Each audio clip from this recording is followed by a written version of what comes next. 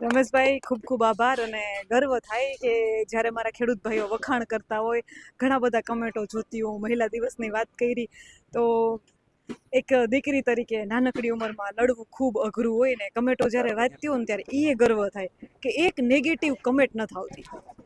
એક મહિલાને આ રીતે આ સ્થળ ઉપર આ સ્ટેજ ઉપર આવતા હોય તો દરેક રીતે જોવાતું હોય, તો એક નેગેટિવ કમેન્ટ ના આવે ને એ અમારા માટે સારી બાબત છે. અને એ કમેન્ટો વાંચું ને તો એમાં એવોય આવે કે બેન તમને જન્મ દેવાવાળા માતા પિતાને ધન્ય કહેવાય. તો હું આજે જે કાંઈ છું ને તો એ માતા પિતાના લીધે છું, એણે છૂટ આપી એટલે છું.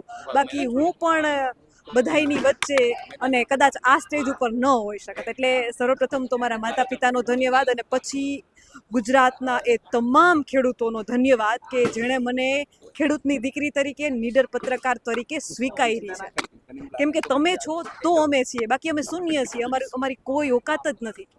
અને તમે કોમેન્ટની વાત કરો ને તો કોમેન્ટ જો ખેડૂત કરતો હોય ને તો એ હંમેશા પોઝિટિવ જ આવે, પણ આમાં અમુક સમયે જે તમારી સાચી વાત હોય ને જે કોમેન્ટ કરતી હોય ને એ તમારે એટલામાં સમજી લેવું કે આ ભારતીય જનતા પાર્ટીની આખી યુનિવર્સિટી છે ને એમાં બેઠેલા જે શું કહેવાય રાક્ષસી પ્રવૃત્તિઓ, જેનામાં દેશની મહિલાઓ માટે આટલી પણ ઇજ્જત નથી. માત્ર ને માત્ર એની સારી વાત નહીં, એ શું પહેરીને આવે છે, કેવી વાત કરે છે, આવી એની ખરાબ નજર હોય છે ત્યારે લોકો ખરાબ કોમેન્ટ કરે છે. નકર ખેડૂતના દીકરા હોય ક્યારેય કાજલબેન ઉપર કોઈ આંગળી પણ ન ચીંધે.